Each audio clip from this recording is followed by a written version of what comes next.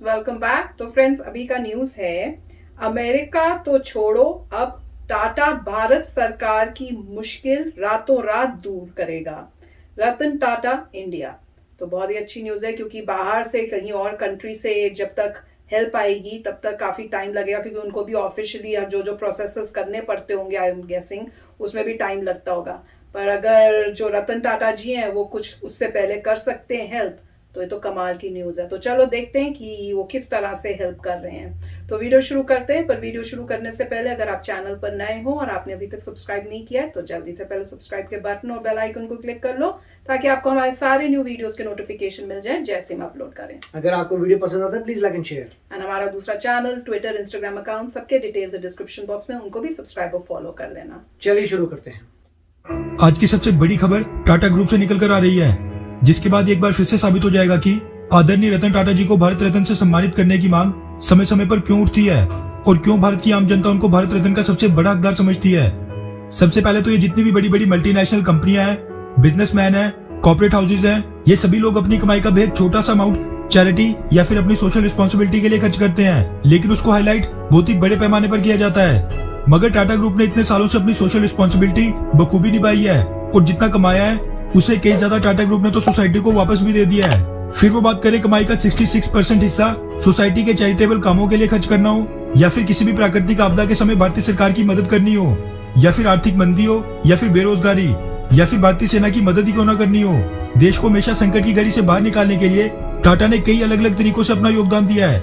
आज भी जब ये कोरोना संकट भारत के सर पर आ खड़ा हुआ है, टाटा ग्रुप आज भी पीछे नहीं हट रहा है और आदरणीय रतन टाटा जी और उनकी टाटा कंपनी देश की सेवा में कार्यरत है। कोरोना महामारी से लड़ने के लिए 1500 करोड़ रुपए के योगदान से लेकर भारत की कई राज्य सरकारों को मेडिकल ग्रेड ऑक्सीजन प्रोवाइड करनी हो, टाटा कंपनी आज भी युद्ध स्तर पर काम कर रही है। अब ये चीज तो सबको पता है कि आज के समय भारत में एस्ट्राजेनेका ऑक्सफोर्ड की कोविशील्ड और भारत बायोटेक की कोवैक्सीन, बस इन दोनों वैक्सीन की मैन्युफैक्चरिंग लार्ज स्केल पर हो रही है, जिनका लाइसेंस भी भारत में कुछ ही वैक्सीन मैन्युफैक्चरर्स के पास है। इसकी वजह से दिक्कत यह आ रही थी कि भारत के सीरम इंस्टीट्यूट जैसे वैक्सीन मैन्युफैक्चरर्स अपनी वैक्सीन मैन्युफैक्चरिंग कैपेसिटी तो लगातार बढ़ा रहे थे, लेकिन ये आज भी उस लेवल पर नहीं पहुंच पा रही है जहां पर रिकॉर्ड समय के अंदर अंदर 130 करोड़ भारतीयों के लिए वैक्सीन मैन्युफैक्चर करके दुनिया के बाकी देशों को भी कोविड-19 की वैक्सीन लगातार एक्सपोर्ट करते रहनी है। मोटे तौर पर कहो तो आज के समय भारतीय सरकार और दुनिया भर के सामने वैक्सीन शॉर्टेज का संकट आ खड़ा हुआ है, जिसको दूर करने का फैसला किया है टाटा ग्रुप ने। दरअसल the economic times, times now, free press और कई बड़े बड़े मीडिया हाउसेस के वाले से मीडिया रिपोर्ट सामने निकल कर आ रही है कि टाटा ग्रुप की arm Tata medical and diagnostics Bharat में बेहद लार्ज स्केल पर कोविड-19 की लाइसेंस प्रोडक्शन के लिए एस्ट्राजेनेका और जॉनसन एंड जॉनसन कंपनी के साथ टाई अप करने जा रही है, जिसके लिए फिलहाल नेगोशिएशंस आखिरी दौर में है। इससे पहले कोविड-19 की वैक्सीन लॉन्च करने के लिए टाटा की मॉडर्ना कंपनी के साथ इनिशियल टॉक्स चल रही थी, लेकिन दोनों पार्टीज के कॉम्प्रिहेंसिव डील पर नहीं पहुंच पाने के कारण ये प्लान कैंसिल हो गया था। इसलिए टाटा अब एक नहीं बल्कि 2-3 वैक्सीन मैन्युफैक्चरर्स के साथ नेगोशिएशन कर रहा है, ताकि किसी भी तरह कोविड-19 की वैक्सीन मैन्युफैक्चरिंग भारत में लार्ज स्केल पर की जा सके और ज्यादा से ज्यादा लोगों को वैक्सीनेट किया जा सके। इनिशियल रिपोर्ट्स के मुताबिक टाटा ग्रुप कोविड-19 की वैक्सीन को आम लोगों और सरकार के लिए काफी अफोर्डेबल बनाना चाहता है, ताकि इस महामारी से लड़ाई में आम आदमी और सरकार दोनों पर से ही बोझ कम हो। इसलिए अब वो वैक्सीन मैन्युफैक्चरिंग में कदम रखने जा रहे हैं। इसी के साथ केंद्र और राज्य सरकारों की मदद करने के बाद टाटा ऑक्सीजन डिमांड से लेकर बाकी की कोविड नीड्स पूरी करने के लिए अपोलो से लेकर मैक्स जैसे देश के बड़े बड़े हॉस्पिटल्स सभी के कॉन्टैक्ट में है। वहीं टाटा ने यह भी ऐलान कर दिया है कि वो अपने 6 लाख से ज्यादा एम्प्लॉइज और ट्रेड पार्टनर्स को फ्री में वैक्सीनेट करेंगे। कंपनी के अधिकारी के मुताबिक आगे आने वाले समय में भारत में वैक्सीन की डिमांड बहुत ही बड़ी है, जिसको पूरा करने के लिए टाटा एक्टिवली काम करना चाहता है।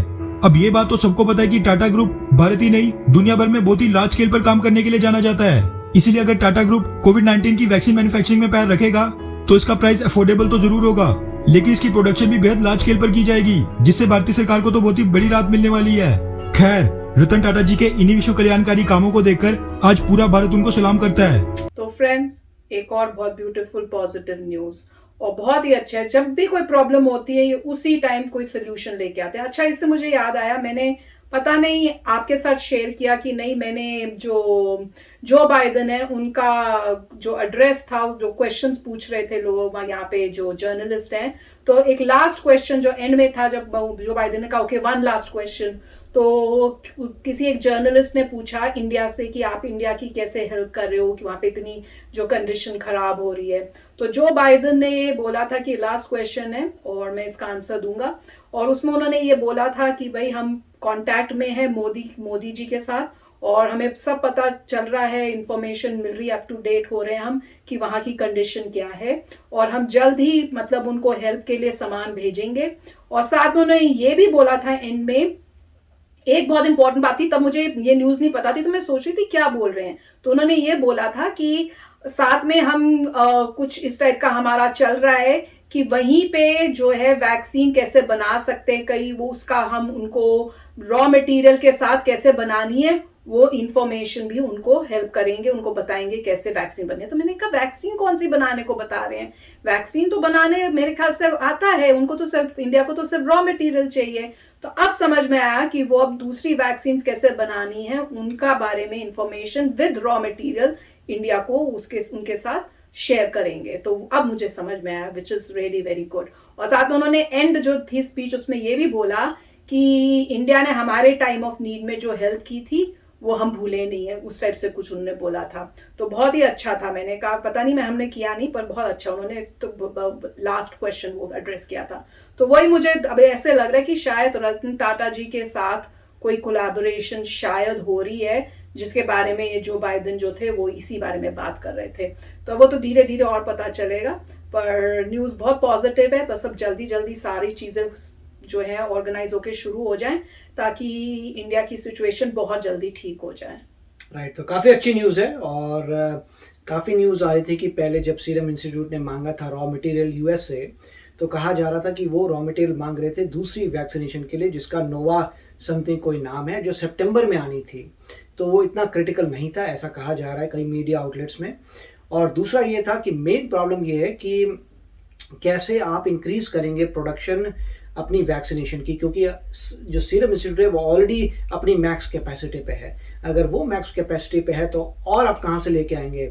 इसीलिए वो काफ़ी वेंडर्स ढूंढ रहे थे कि और कौन बना सकता है। और ये इंडिया की न्यूज़ में भी आया था कि वो खुद देख रहे हैं कि और कौन बना सकता है वैक्सीन।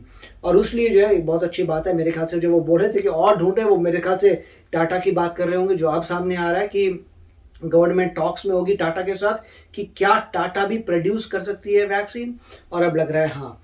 और ये भी अच्छी बात है कि टाटा अपने आप इंटरेक्ट कर रही थी मॉडर्ना से, अब जैसे बोल रहे हैं। अब उसके बाद अब ये बात चली गई है जॉनसन जॉनसन की तरफ, और जॉनसन मेन वैक्सीनेशन है जिसको यूएस भी प्रमोट कर रहा है इंडिया के लिए। क्यों?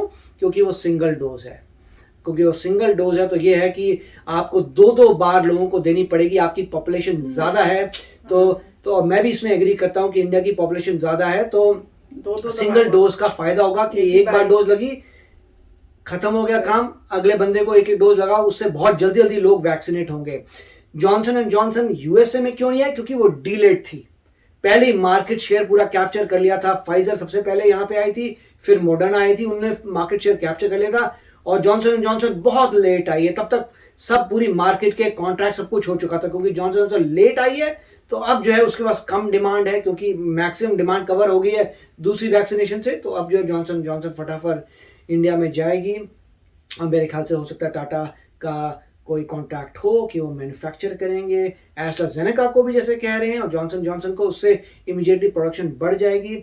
और फिर अब ये देखना है कितनी जल्दी होता है, क्योंकि होप तो यही है कि May 1 से जब सारे एडल्ट्स को अलाउड है तो सभी लोगों को ऐसा होना चाहिए कि बस अब जाओ लगवा के वापस आओ। उससे जल्दी जल्दी वैक्सीनेट होंगे तो प्रॉब्लम सॉल्व हो जाएगी। एक समय पे जब फर्स्ट वेव आई थी तब प्रॉब्लम ये थी, कोई सोल्यूशन नहीं था। तब सबके मन में डर ये था कि एक डिजीज आ गई है, कोई सोल्यूशन नहीं है, अगर आप बीमार हो गए आप गए, आप वेंटिलेटर लगाइए, आप जो करिए, बट अल्टीमेटली अगर आपका इम्यून सिस्टम नहीं झेल पाता तो आप गए।